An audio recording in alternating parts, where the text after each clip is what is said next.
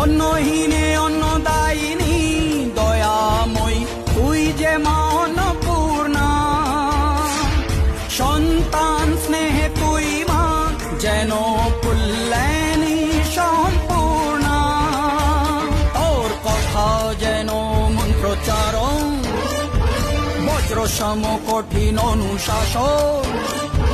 ধৈর্যেশ্বর বংশহা পৃথিবী, ধর্ম ও ন্যায়ের প্রতিচ্ছবি।